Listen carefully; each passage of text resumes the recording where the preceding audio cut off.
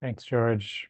And thank you to everyone at Sangha Live for inviting me and holding this space that allows us all to gather here. Thanks for those beautiful words on Dana and how we can all support these kinds of events continuing to happen.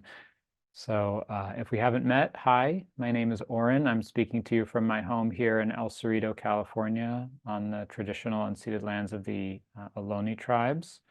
And sweet to see some of you saying hi in the chat. Thanks for doing that. It's always lovely to get a sense of where folks are. And it looks like we've got people everywhere from here on the West Coast in the US to other parts of North America, Europe,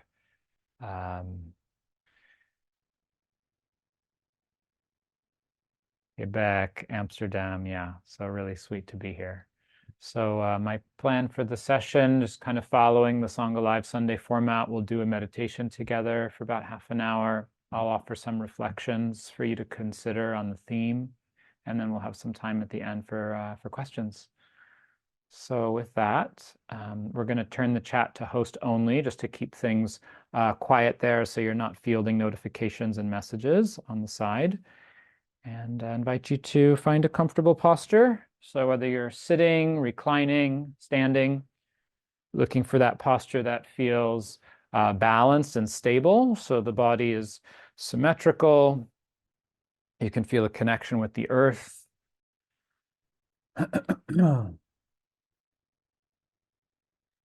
Sensing what's needed in your body right now to come to a place of stillness. There's a little bit of movement or stretching, a few deep breaths. And so meditation is an engaged, alive, responsive process. And so just even as we begin the meditation, feeling how things are for you and your body and easing into a posture that feels supportive for you.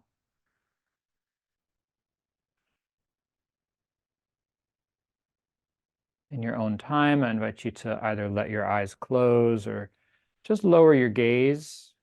The visual field can be soft and unfocused.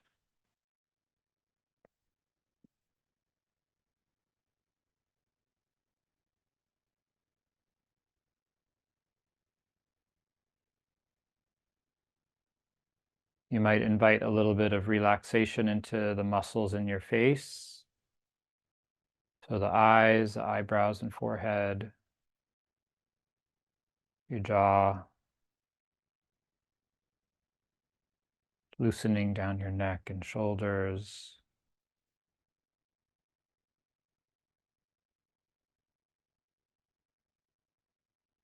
Imagine the space in the joints, the shoulder joint, elbow, the wrist could widen, expand a little bit. Same thing with the hips, letting the pelvis be open.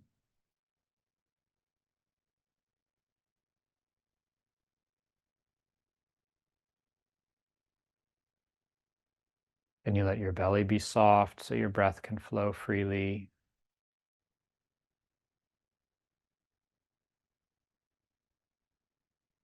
And just arriving in this moment.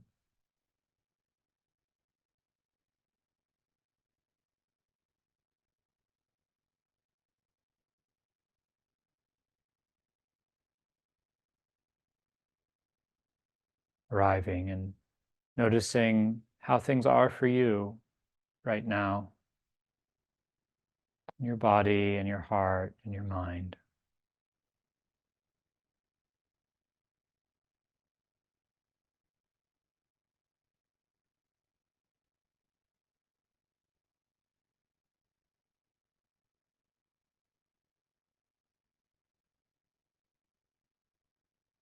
And so even as we begin settling in, there's a process of listening,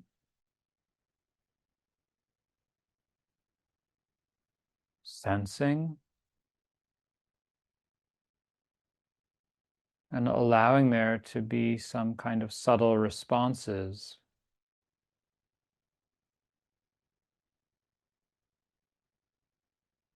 Maybe there's a few micro adjustments to your posture,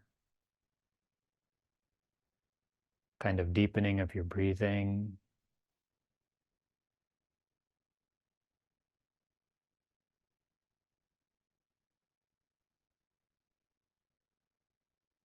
Or anything else that supports a sense of comfort, ease, and alertness.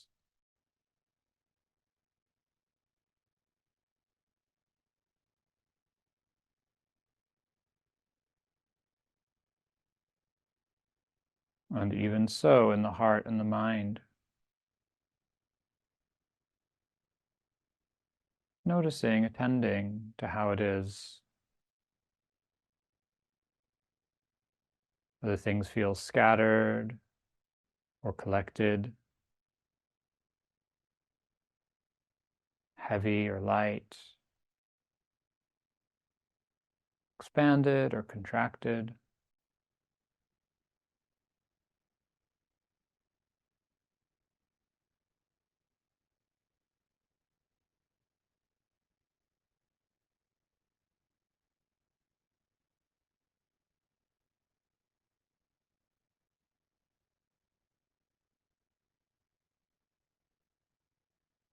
So it's kind of a first pass at meeting the truth of our experience and attending to it just enough to feel like we can be here.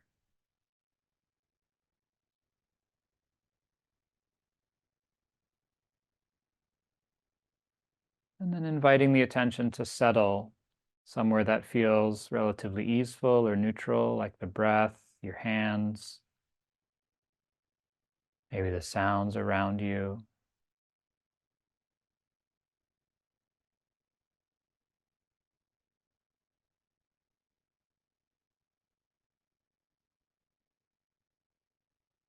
And so this settling process is not about focusing or concentrating or blocking things out. It's rather a kind of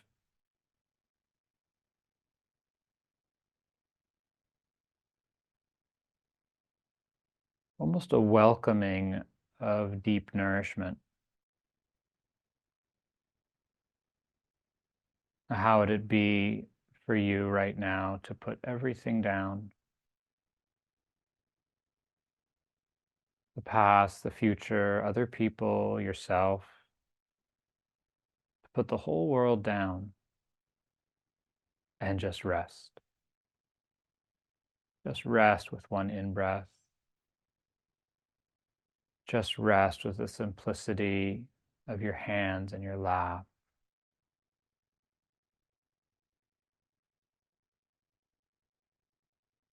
The sounds of life that come and go where you are. This is shamatha practice, calm, abiding, a sense of settling and resting.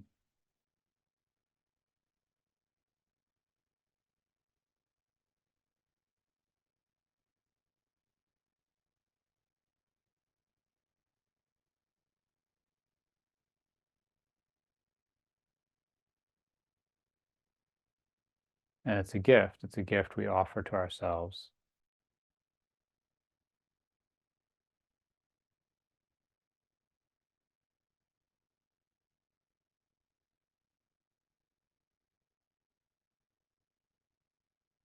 To be so complete in our attention, so simple and wholehearted, that all we have to do is receive this sensation, this sound, this experience of what we call your anchor, a home base to rest.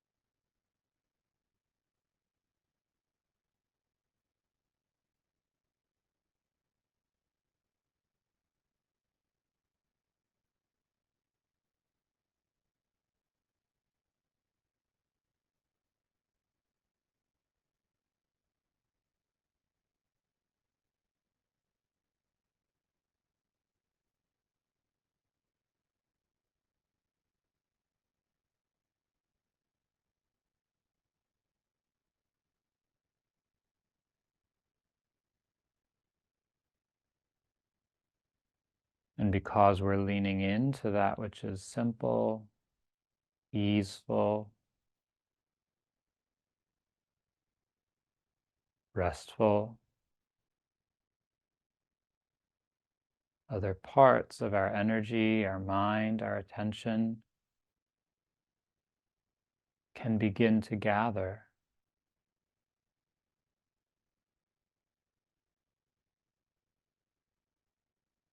Naturally start to collect and settle around this simple experience here and now.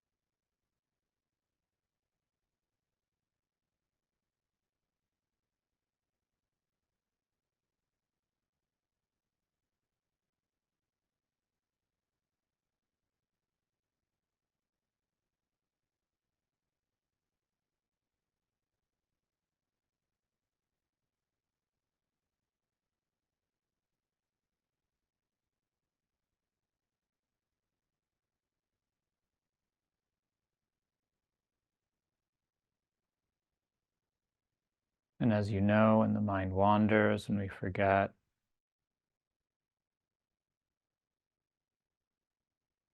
but that's completely ordinary. It's truly okay.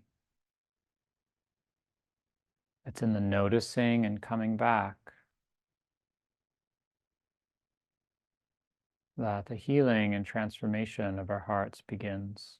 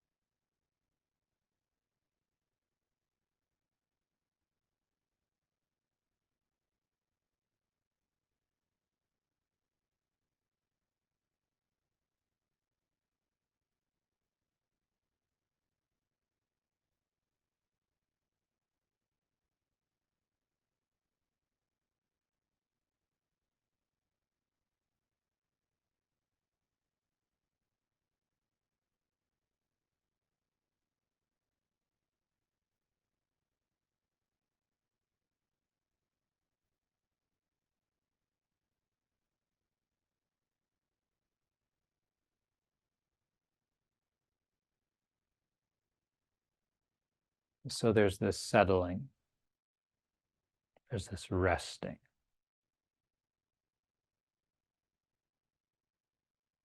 And sometimes this is what our heart is most hungry for. Sometimes the pressure, the pace,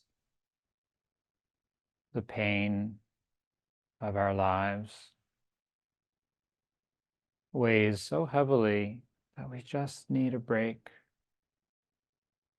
We just need to put it all down, sit quietly at the fountain of our heart and drink.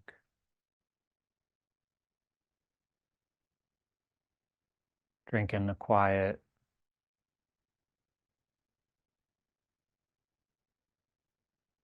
Drink in some deep knowing of stillness and goodness.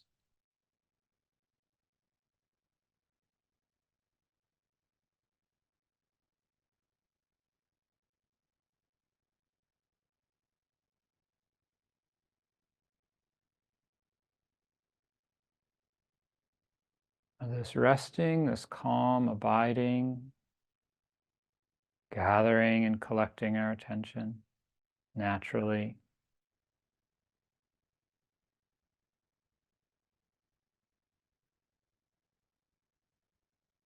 It nourishes us and it's in service of seeing and understanding.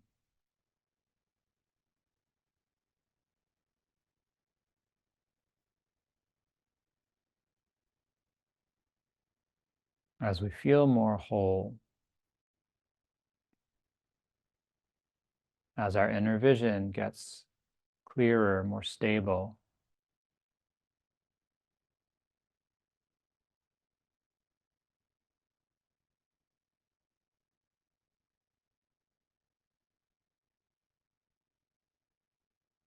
we can begin to open again to the inner landscape, doing a second pass. What's present? What calls for the attention? What calls for our loving attention and listening in the body, in the heart, in the mind?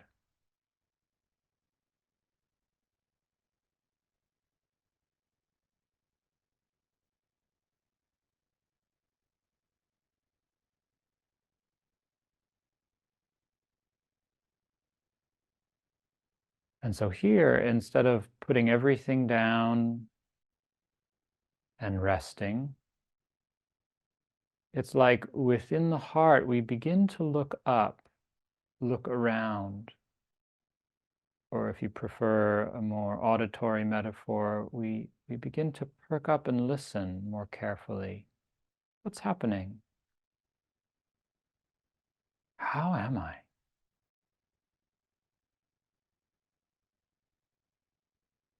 How have I been?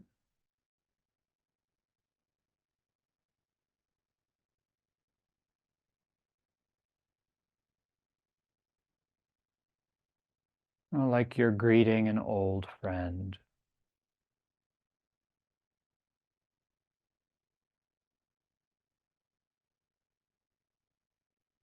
And the heart feels so happy to be together again. You just want to know, just tell me, tell me.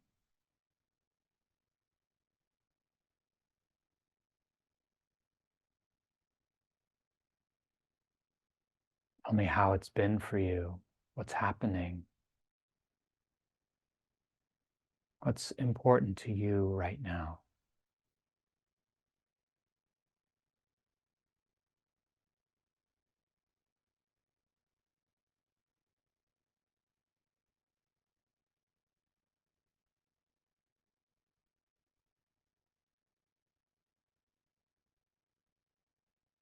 So each of us right now has this gift of time and space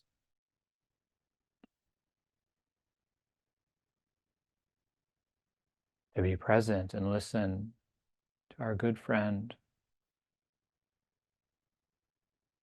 our old friend, this heart.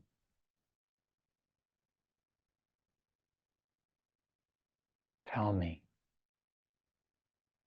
what's true right now.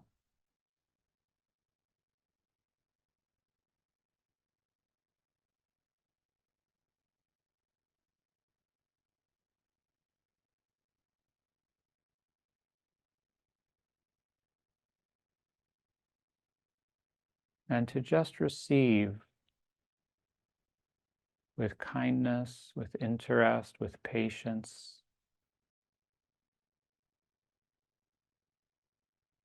with tenderness and acceptance.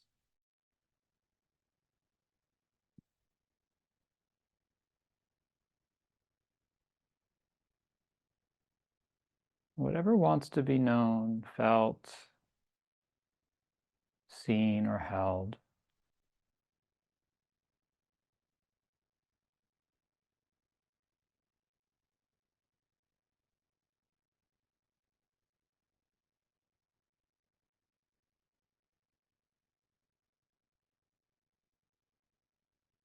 The heart speaks many languages.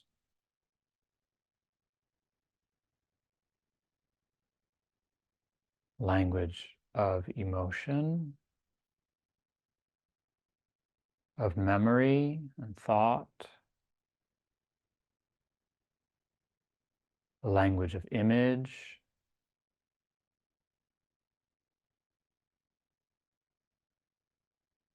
language of sensation, different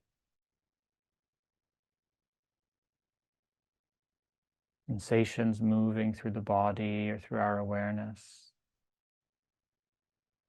the language of metaphor,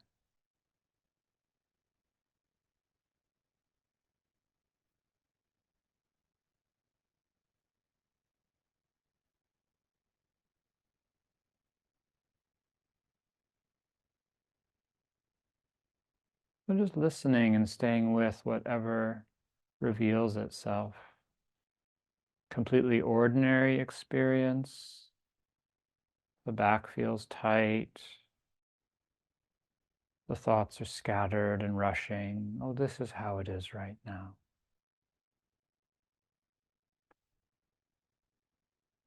Perhaps some clear and specific worry or regret.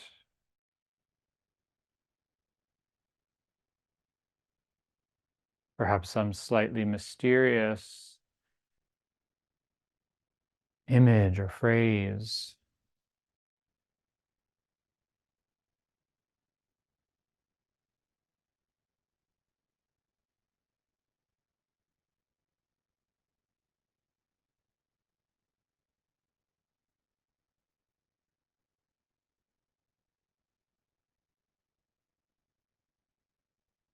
Just opening to the wildness, the mystery of being in a mind and body.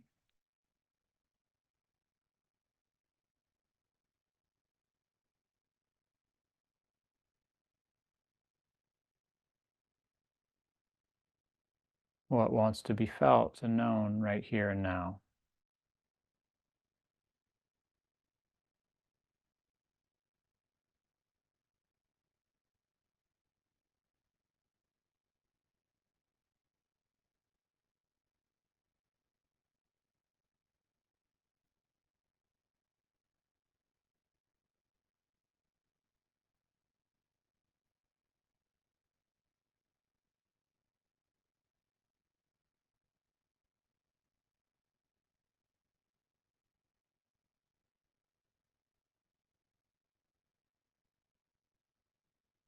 And staying with it.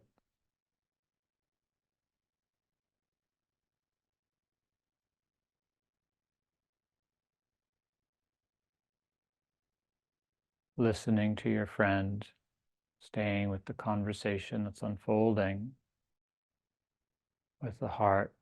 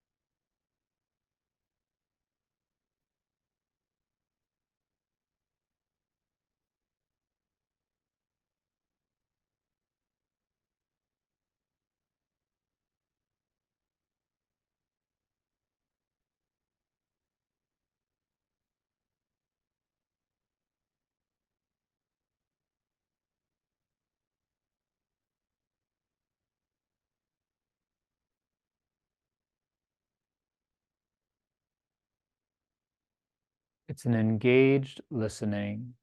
There's interest and intelligence in how you're listening.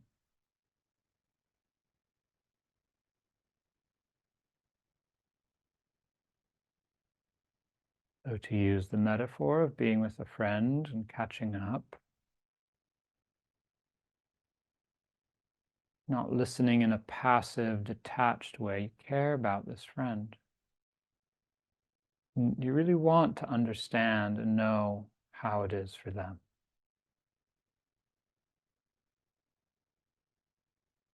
Not just from a distance, but right here. Taking it in, letting it matter.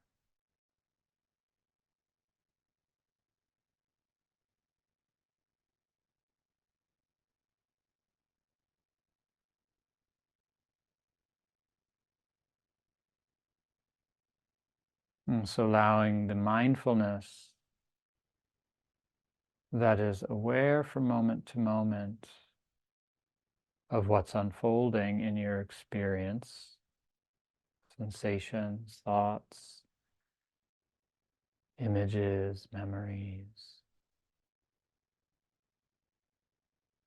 Allowing that mindfulness to be infused with a quality of interest,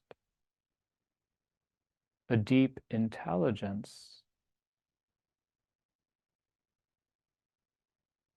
that wants to know, that wants to understand. How is this for me right now?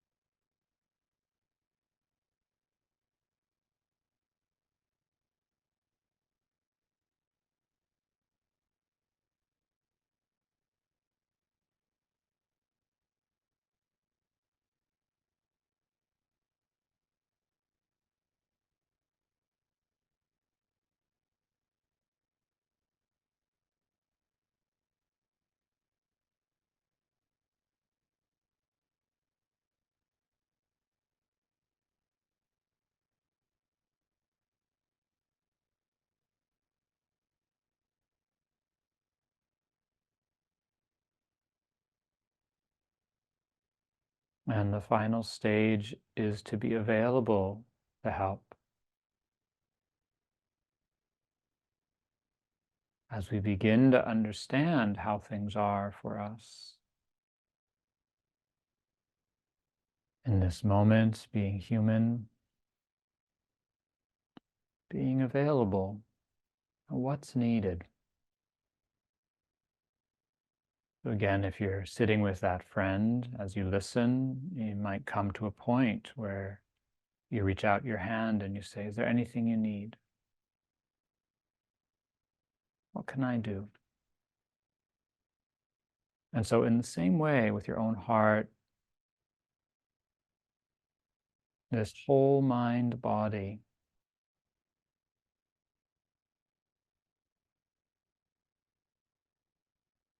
to be available with this listening, caring attention that says, what do you need? How can I help?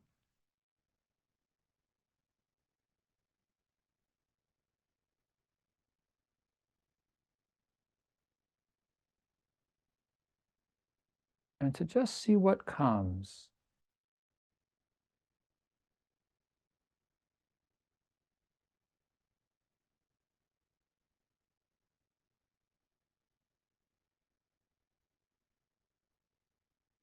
Is there anything your heart, your body, your whole being is asking of you right now, today?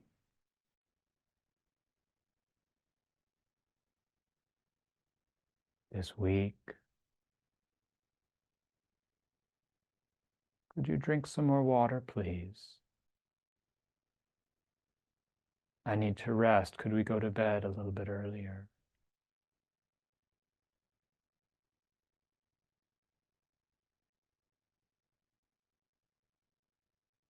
I feel lonely. Could you call a friend or two?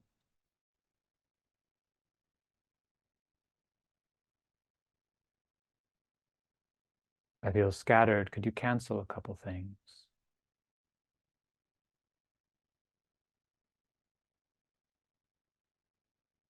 I'm nervous. I need some reassurance.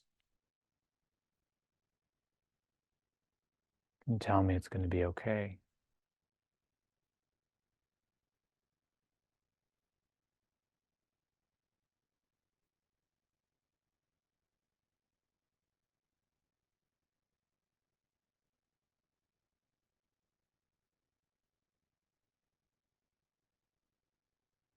I feel stuck. Will you ask for help?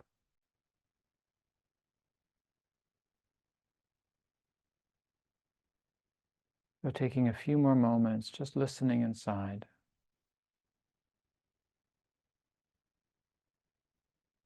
What's needed?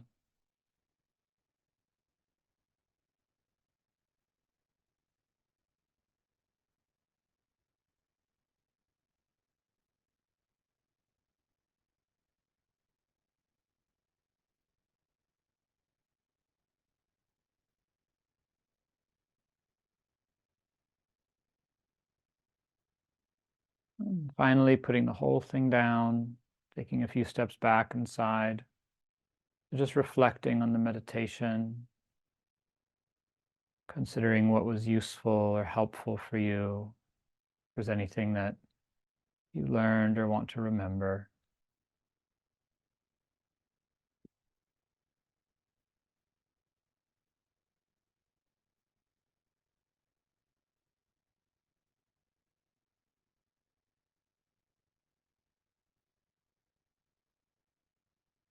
And then whenever you're ready, you can slowly let your eyes open.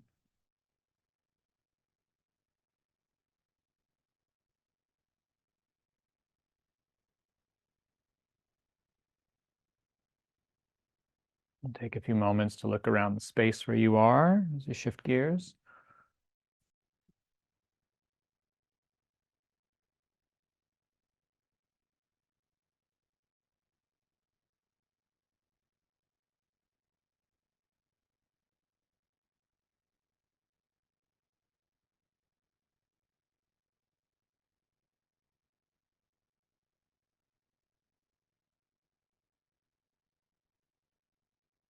Okay. Thank you for joining me for that. I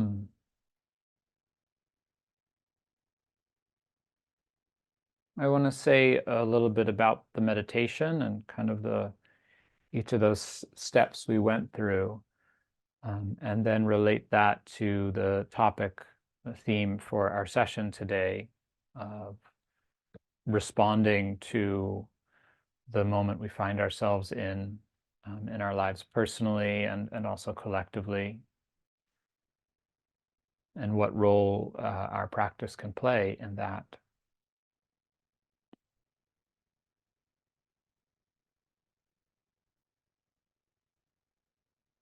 There's a line that keeps coming back to me from a famous quote from Thich Nhat Hanh, who was talking about the world situation in the 1980s, during the height of the anti-nuclear movement and a lot of tension around the potential for nuclear war.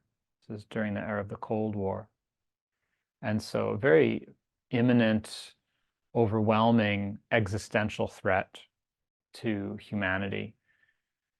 And he uses the analogy of refugees crossing the Gulf of Siam from Vietnam at that time, and how overwhelming that particular situation of being in a boat in the sea trying to get to safety, and how just having one person on that boat who was calm and aware and clear-headed, balanced, excuse me, it can make the difference between saving all of the lives of people in the boat and not panicking, knowing what to do and how to attend to what's happening. He says, our world is like a small boat, and having even one person who's clear and balanced can see what's happening and respond appropriately can save many lives. And he says, meditation is to be aware and to try to help. And it's that line that's been with me recently. Meditation is to be aware and to try to help. That I think is so important for our formal meditation practice, as well as the way that informs our lives, our relationships, our lives as civic beings, and our place in the world today. With so much experience of collective threat, whether we're aware of and tracking the climate situation, the unfolding of violence and war in our world, the unraveling of political systems, democratic norms, the sense of how fractured and divisive the public sphere is, and the inability to hear each other or have meaningful conversations when we disagree about things that matter. Or any number of other issues, reproductive rights, gun violence. There's so much that we experience viscerally as an existential threat that are very real conditions with tangible impacts on our lives.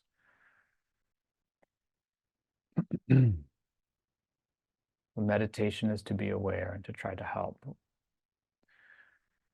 So I want to talk first just about the meditation piece, and then use that as a template for how we can understand its relevance in our lives. So in the meditation, the first thing we did was to just kind of land in the body, like here you are, find a comfortable posture. And then don't just go into the meditation, but actually take stock a little bit, right? Like, okay, how am I doing? What do I need? Not in some sort of deep way of getting into material, but just really being responsive and sensitive to what's happening.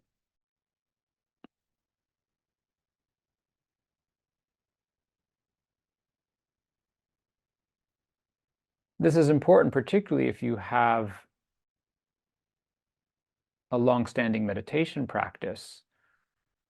It's easy to just go straight into a particular meditation exercise or form and almost skip over the reality of what's true and present for you.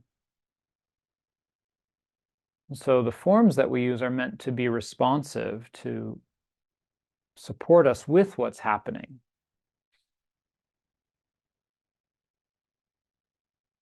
So arriving, taking a first pass, what do I need? How are things? And then the settling, the resting, the shamatha practice, calm abiding, being with an anchor, putting everything down.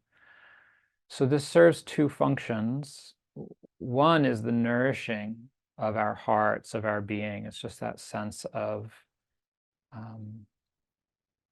receiving, allowing ourselves to take in and receive, which is a very different way to think about concentration practice, right? It's less this focusing, doing, pointing, and more, how do I allow myself to be held and rest with a form like feeling the breath or listening to sounds or being with the body. That form of using an anchor and a concentration practice becomes like an armchair that you can rest back into when you take this approach of emphasizing the simplicity, the ease, and the nourishing and receiving aspect of it. This is one function it plays. The other function is the gathering and collecting of our attention, which increases the power of the mind. It's reclaiming our inner resources. So this is the first phase, just this resting.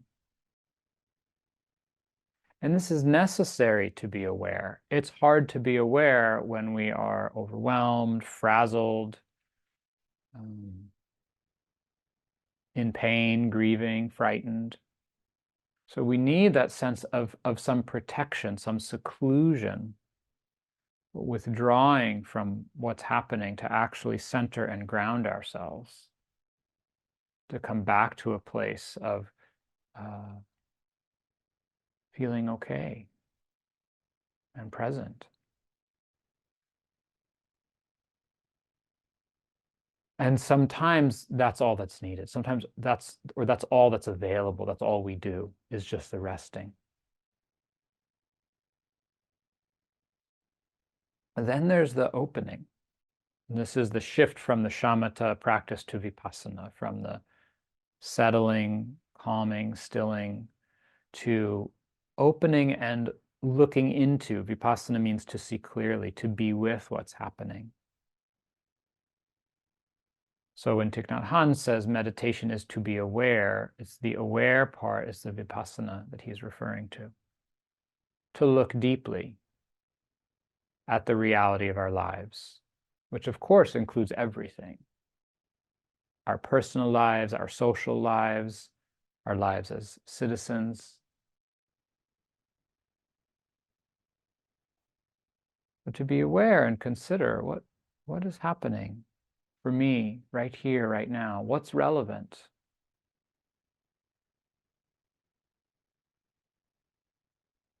And this awareness it's an awareness that that has intelligence to it, that wants to understand.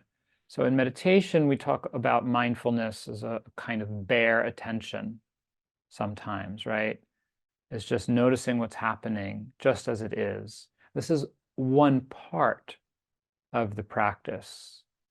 But we also need to use intelligence. We also need to bring a certain kind of interest to that bare attention that leads to understanding. Say, well, how is this? It's that curiosity of listening rather than just a detached observation. I share just a short example of this. Many years ago in my practice, I was meditating and following the breath, and as can happen sometimes, it's like the bell rings and you're like, whoa, that went by kind of quickly. I'm not sure. I don't really remember. I was following my breath, and then I was thinking, and then I was kind of following my breath, and then I was thinking. And there was just this, all of a sudden, a moment of recognizing I wasn't really paying attention. I was following the instructions to like feel your breath, note thinking, come back. But I didn't actually learn anything from that because I wasn't really paying attention. I was just going through the motions of do this, do this, do this. And I realized in that moment, like, oh, I actually have to really pay attention, not just do what someone's telling me to do, but want to learn, want to understand, how is my mind functioning? What's happening right now? So this is to be aware. Means that we don't just notice what's happening, but we're in relationship with it in a way that we're wanting to understand it. And then through that understanding, the compassion arises naturally, the sense of what's needed. How do I respond?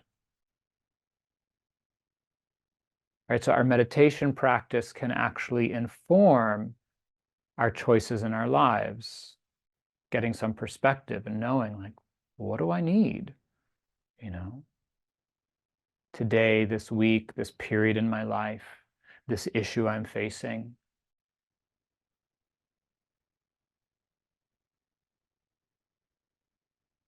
So meditation is to be aware and to try to help. The try to help flows naturally out of the awareness when the awareness is infused with this sincere longing to understand.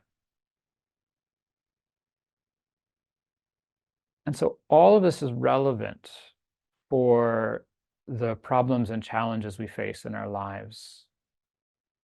It's relevant both as a resource to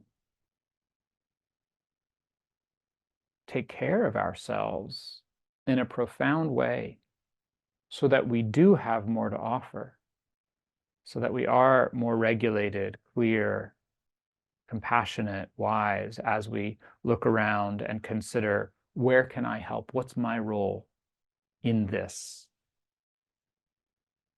Whether it's, here in the United States, an election year, and many people, my community, are getting involved in getting out the vote, or whether it's educating ourselves about another issue that's unfolding, or being involved in applying pressure to different systems to affect change. So our practice can provide a very firm and flexible, resilient foundation for that response. But it also teaches us, the process of the meditation teaches us how to meet, understand, and engage with suffering, right? That's what the Buddha was teaching about, suffering and its end.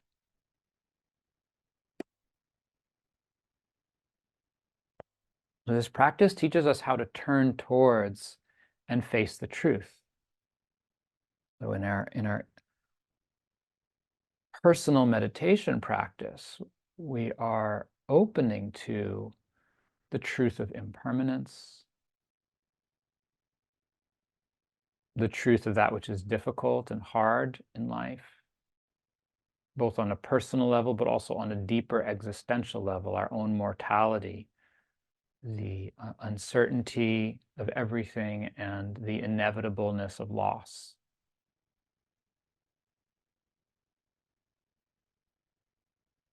To remember that in a deep and felt way so that it can inform our lives.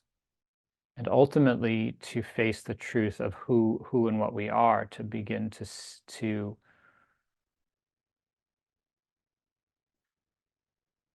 question and understand the sense of self in a different way. So it teaches us how to turn towards and face those truths, how to find our way with all of that, and to be balanced and compassionate. And even so, with the relational and external realities of our life. How do we begin to turn towards and face difficult truths? Meditation is to be aware, not to just turn away and say, there's nothing I can do about that, it's too much, I'm just going to avoid it. But to actually be aware of the suffering. What do we need to do that? How do we keep our heart open and strong in the face of overwhelming change and suffering? So we look back to our practice. Okay, how do we do that?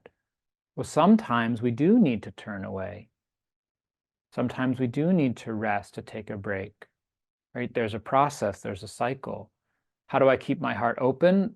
Well, ironically, I actually need to let it close sometimes to protect itself, to regenerate, to feel safe.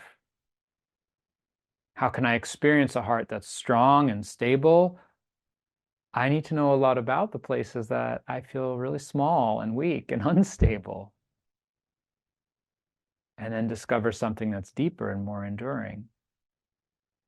So in our contemplative practice, we just practice this sense of, okay, how can I start from wholeness? Right? How do I put things down, center enough to just start to rest? And so with the larger situations in our lives, in our world, knowing when to turn away, when to rest, when to take a break, and when to call forth the energy and the courage to stay, to say, no, it's time to look at this, not to turn away. It's uncomfortable, it's difficult, and I want to know. This is part of the truth of being alive right now.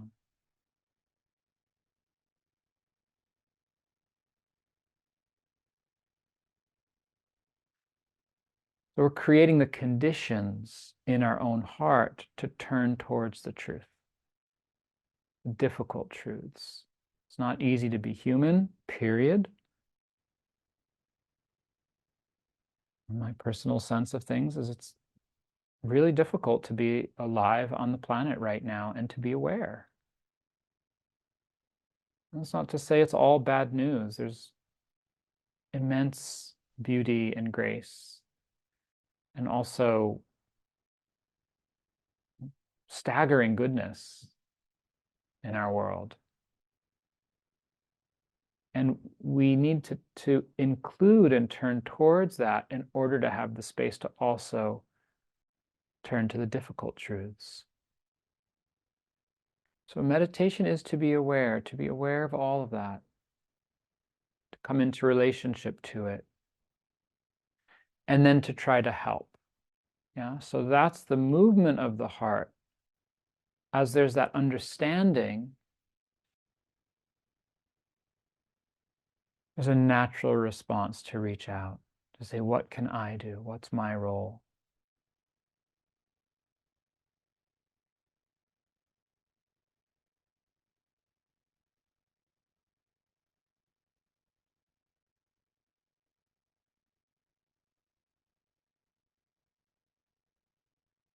And this is where I think in the formal meditation practice, we can get stuck and misunderstand aspects of the teachings that then carry over into our way of understanding the rest of our lives, where the teachings on learning to be with things as they are, learning to see things as they are, learning to accept things as they are, and be misunderstood as a kind of prescription for inaction in our own hearts and minds, right? It's like, oh, loneliness. I feel lonely and isolated. Be with this loneliness, to be mindful of this loneliness, to just understand this loneliness, to be compassionate with this loneliness. And all of that is meaningful and helpful and can be, on some level, also very freeing to really encounter one's experience of being alone, how that feels. And it's also okay to pick up the phone. It's also okay to be more than okay at a Sangha to say, like, I could really use a Dharma buddy. Anyone want to connect, right? To actually take action, to allow the depth of understanding of what is to include the response. What's needed here? So if we have a tendency to miss that in our practice, right? Even something as simple as, sitting and observing some painful sensation, and then at a certain point recognizing, I think it would be wise and compassionate to shift the posture. And doing that, if we're missing that, we might also miss the need to do the same in our lives, to set a limit with someone, to say, hey, I really hear you want to talk right now, and I don't have the time. Or to get involved and engage with something that matters to you in your community. So the practice doesn't tell us what to do necessarily, but it helps us to see clearly and understand what's needed, or even to know where we don't have enough information. And it helps to transform where we're coming from, so that we're not reacting from a place of fear, so that we're not a passenger on the boat freaking out, tipping the boat, making it unsafe for everyone. But more and more, we're trying to be one of the people who's a balancing force, who senses what's happening and sees the bigger picture and can say, hey, I'm worried you're leaning too far onto that side. Will you come over here? Hey, I hear you're really upset and angry. That's important to me.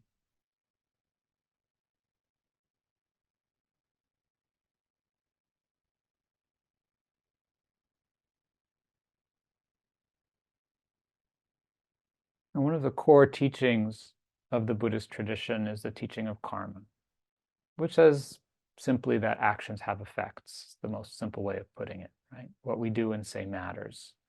Actions have effects. Some of the climate scientists and activists say that this decade, the 2020s, is the decade of decision. What we do as a society, as communities,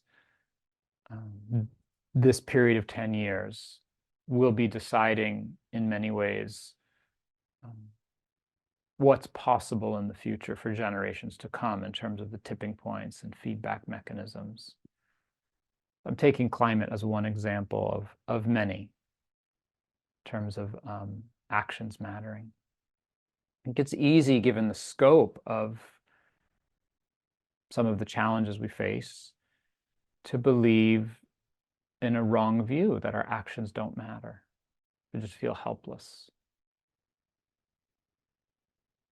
And this is not what the path the Buddha taught.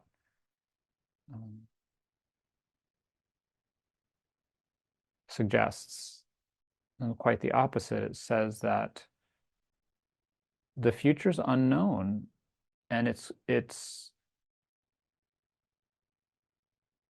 precipitated by what we say and do in the present.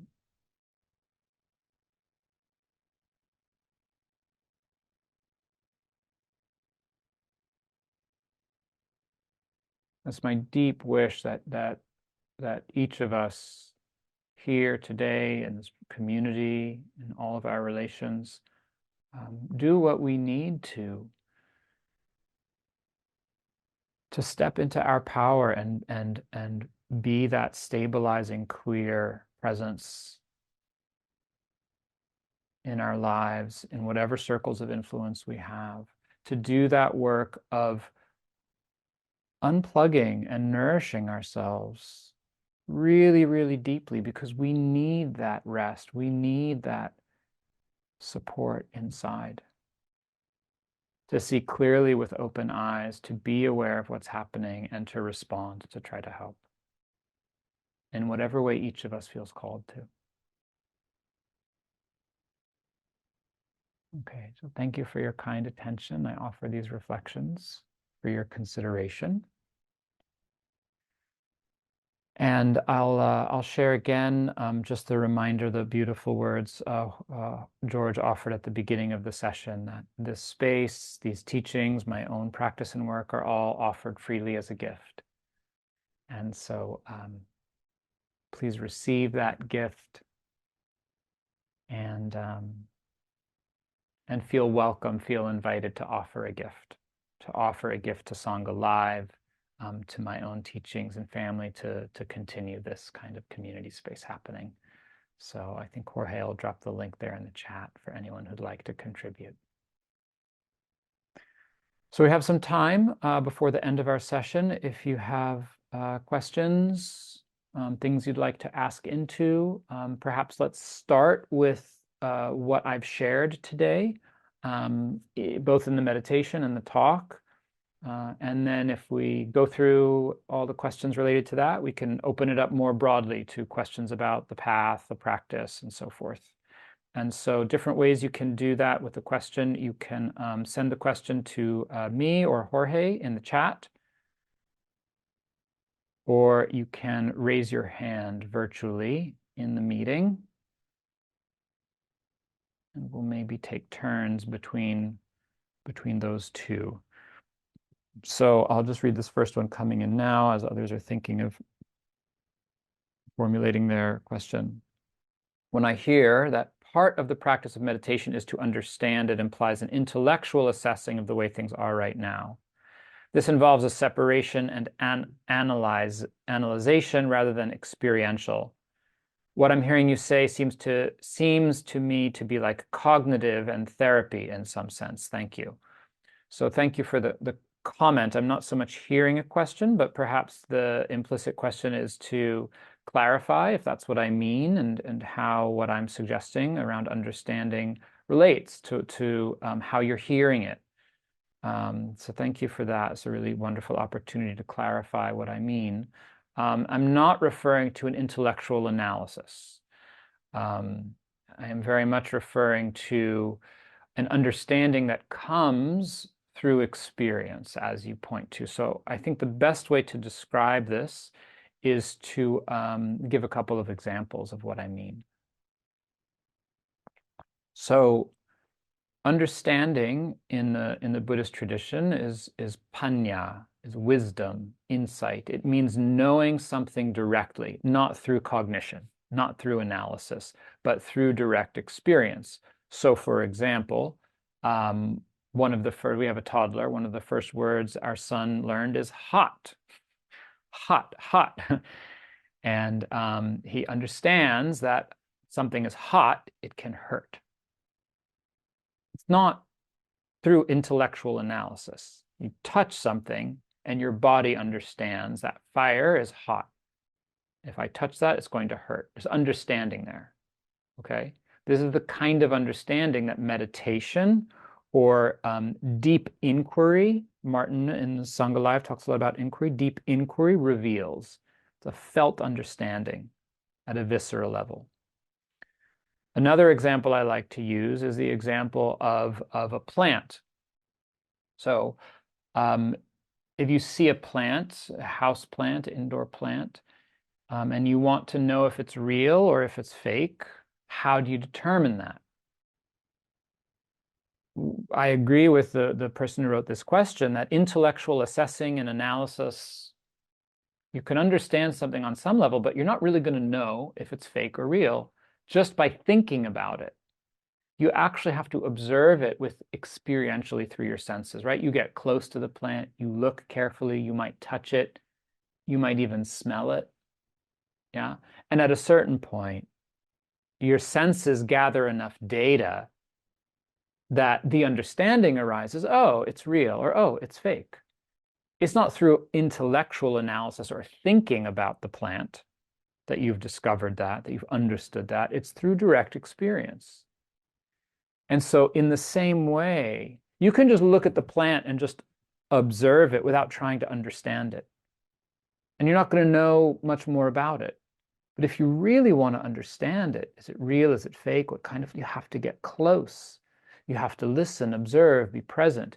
This is the factor, the awakening factor the Buddha talked about of Dhamma Vichaya, investigation, interest, really coming close to experience, listening with an open, sensitive heart to come to know and understand what is this.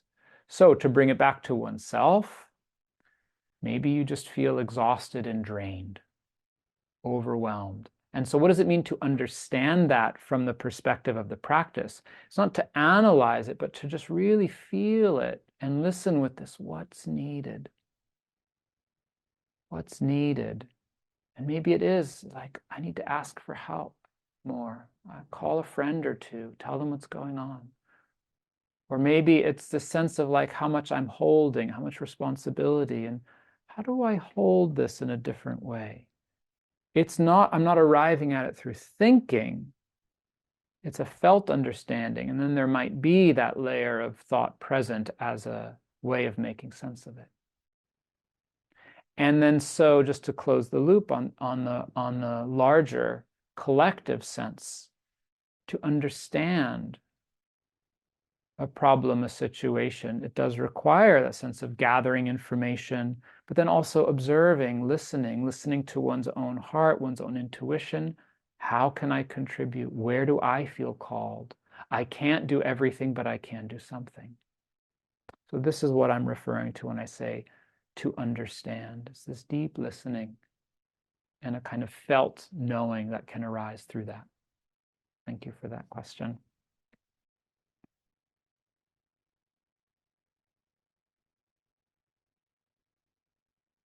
How about other folks? Anything you'd like to clarify or follow up on from the meditation or from my talk?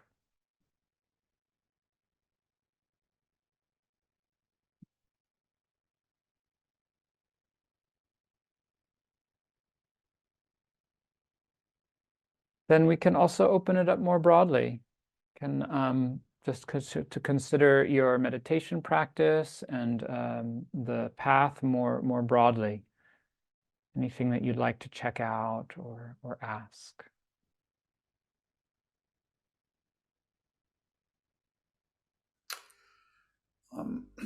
There's another comment, Oren. I don't know if you can see it, from Victorian Fritz.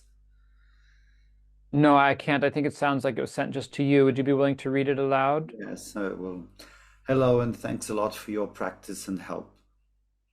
I am French and worry a lot these late days about the threats of the international context on our democracies and the people. What if our will to help means going in the military in order to be prepared to help the most people in the eventuality war comes? I feel like it's a betrayal of my beliefs in peace and non-violence, but at the same time, I kind of feel called by protecting more and more people. Can I still be considered as a way to try to help? Thank you. Thank you for the question. Thank you for your awareness, your deep care, and for your integrity. You know, I'm feeling so clearly in your question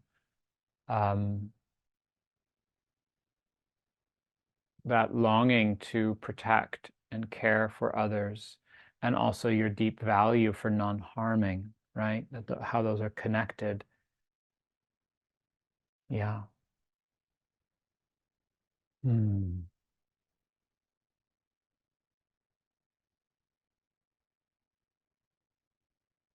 I think this is a very personal, intimate question.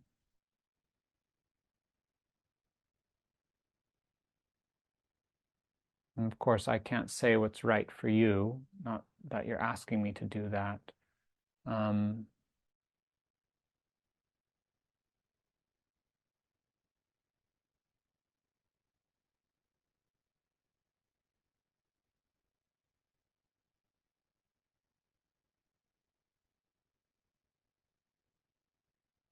I know that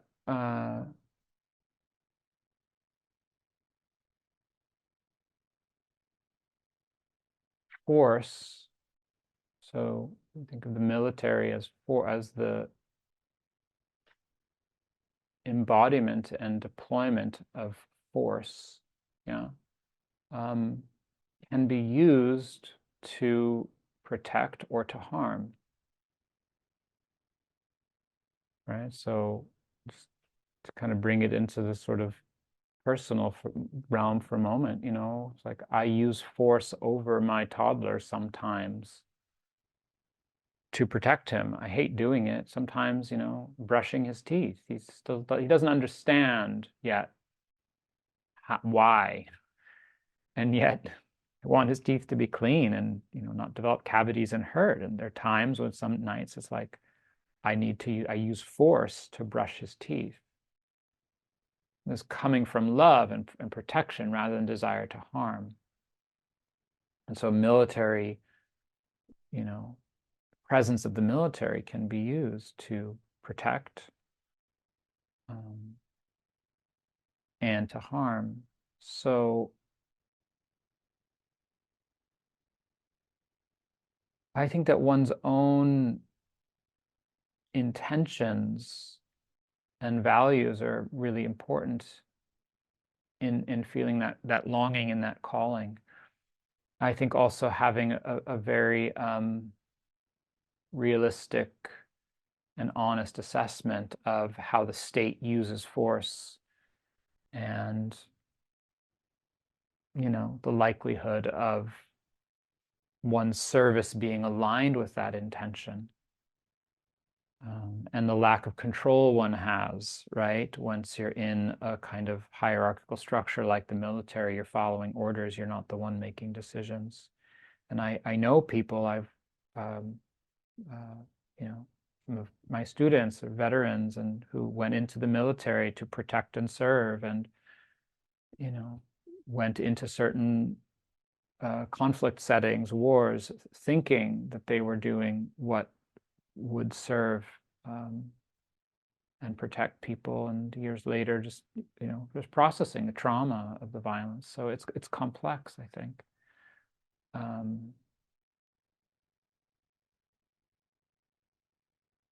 So I think where I'm coming back to as I feel your question, and I'm also happy to hear from you and how this is landing for you, Fritz, if you're willing to engage, that would be meaningful.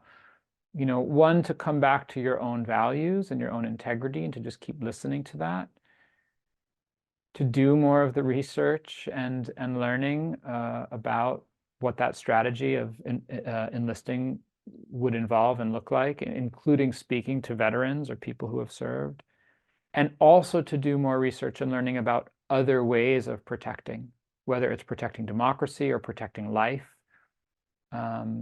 Many resources for the courageous action rooted in nonviolence that has very much at its core the aim to protect life, to uphold democratic values. So to allow your heart to gather more information as you keep rooting in your values and your calling. Yeah. So is it Victorian, Fritz? Is that the person, or George? Yes. You're muted. Yes. Yes. Okay. Yeah. Victorian Fritz. Yeah. Just want to see how that's landing with you, and if, yeah. Yeah, hello everyone. Thank you very much. If you hear me. Yes, we can. Okay, that's really helpful, I think, for me to be heard and to and I think yeah, that there might be a lot of solutions and things that I have to explore in order to know how I can help people the best way I can. Yeah. Yeah. Great. Well, thank you. Yeah. I have another question here in the chat. Thank you for sharing your practice. I've been in a phase of having difficulty resisting my neuroses and confusing them with the nourishment that my body and emotional body need. How can I develop the discernment to provide the compassion that each of those parts need when they all are vying for attention? Thank you. This is an important question, right? How do we tell the difference between just following whims or indulging our habits and a kind of genuine compassion and nourishing? So it does seem like there's already some discernment there, the person who wrote this question, because you're noticing the question arising, which is coming from a place of wisdom. So that's the first thing I would say, is to just trust that there is already a kind of knowing and a discernment present in you. Then there are other things you can do from there. So one is to listen for the intention. So when there's something, a certain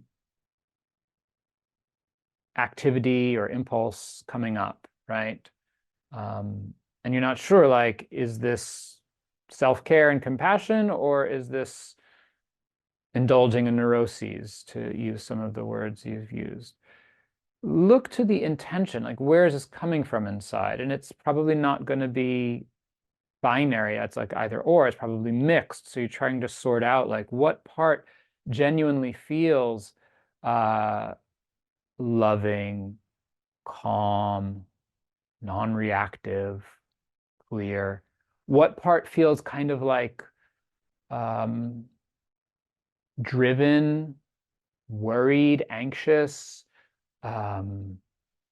impulsive, compulsive, or trying to get away from something or release some pressure. Those are the kinds of pulls you want to start to be aware of. And the more you begin to attend to that, like what feels clear and balanced and loving, and what feels less clear, more reactive, you'll get a felt sense of what those energies feel like in your body and be able to make those decisions from a place of more inner knowing. To come back to the first question about understanding, this is the kind of felt understanding I'm referring to. It's not an intellectual analysis. Well, is this healthy? Is this not healthy? It's like you can think about it all day and you can justify either side. Ultimately, what does your heart know? Then I think so this is the intention aspect. Then I think there's a certain amount of learning just through trial and error. So you sense the intention, you feel into it, and then keep paying attention. So whatever choice you make, track how it feels, track the effects. Was that helpful? Did that actually provide some nourishment, or do I feel less clear, less resourced, more like I've just fed a habit after this? And then experiment. If you tend to do one thing, try doing something different and see what kind of result it produces. So see if you can engage in the whole thing like a learning experiment. Those are some of the things I would suggest. So there's a couple more questions coming in here. Might not have time for both, so I'm just going to scan them briefly to see what the topics are.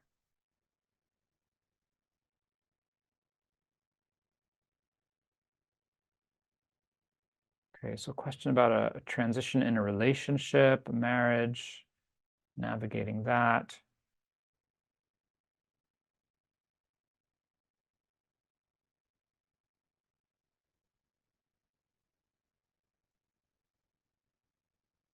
I think I'm going to take this last question, which is also connected to a question someone wrote in about in a tangential way. So someone wrote in about a question about political views, teachers expressing political views, and how to respond to a teacher when they're expressing views, political views. The question was as facts that the practitioner disagrees with. And then there's another question here. I've been deeply disappointed in the lack of response from prominent leaders in the American Western Buddhist circles to the incredible loss of innocent life in the Middle East. I'm not pointing specifically to you, Oren, but generally, Buddhism stands for humanity, not harming. How can this community have integrity and say we are turning towards if we are not outspoken about this issue? Asking with love and respect. Yeah, thank you. I couldn't agree with you more, just about the need to stand up and speak out against harm and violence, the innocent loss of life.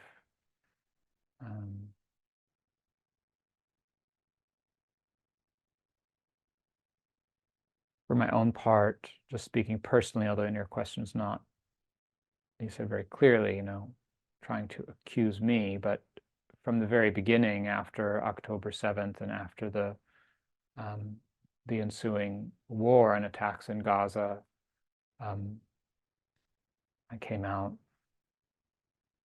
calling for a bilateral ceasefire and saying this is not going to help anyone. This is my personal view, rooted in Buddhist values.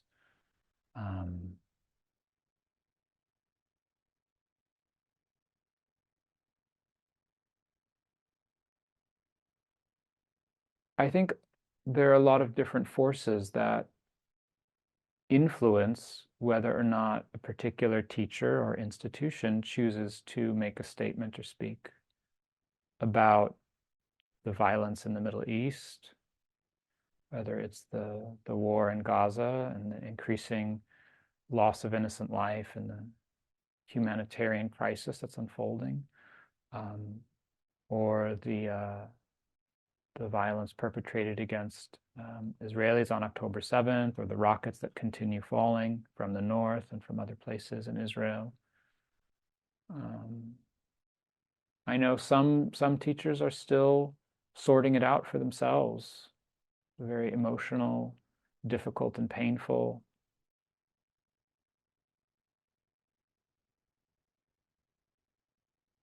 War. A lot of trauma.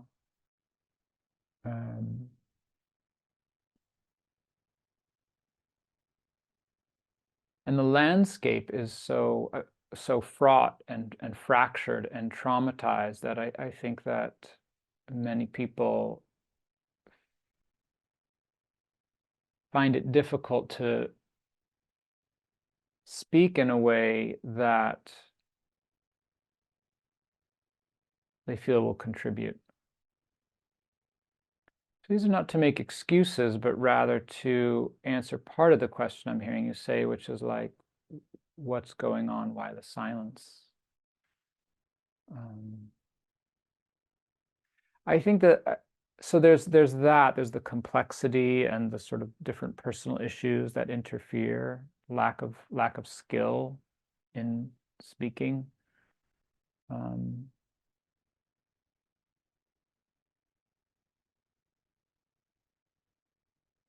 I think there's also very the right word.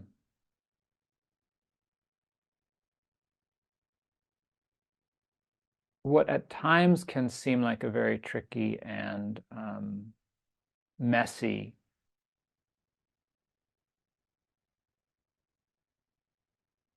aspect of the Dharma teacher's role.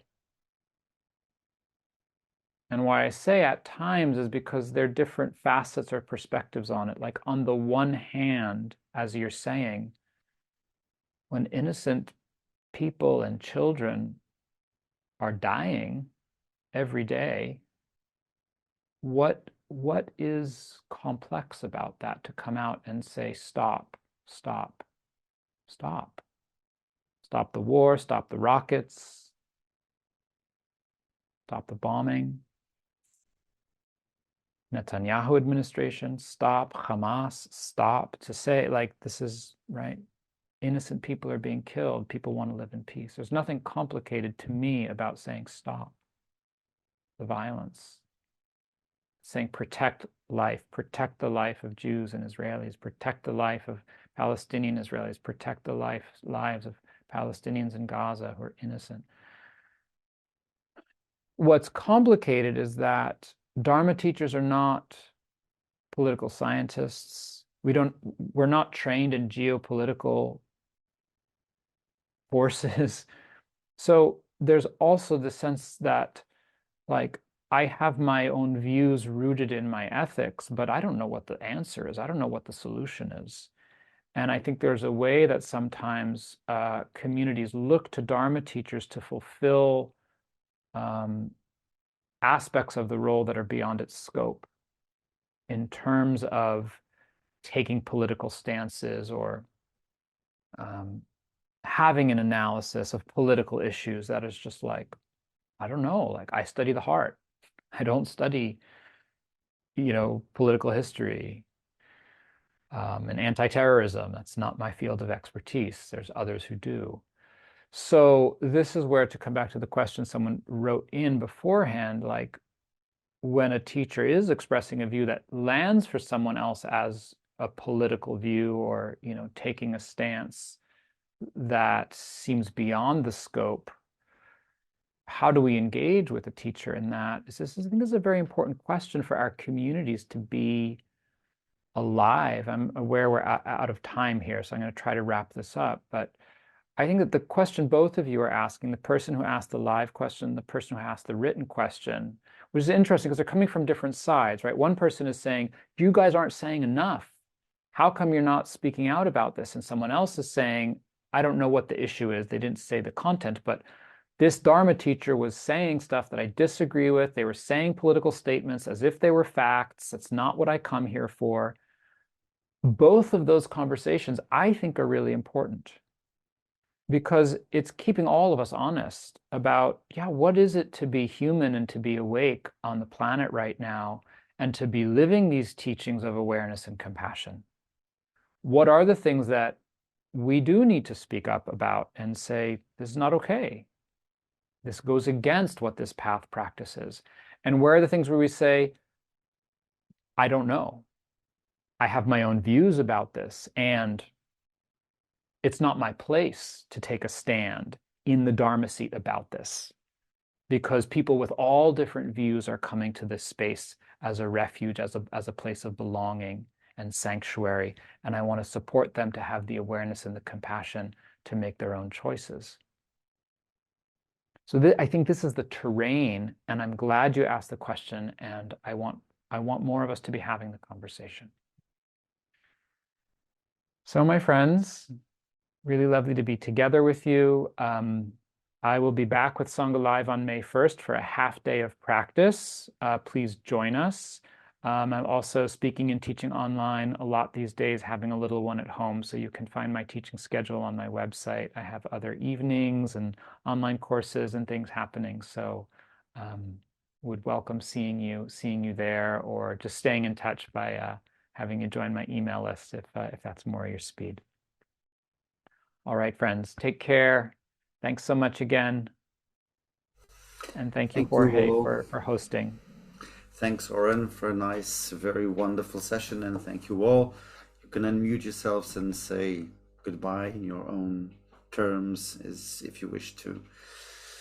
Thank you. So long, everyone. Take care.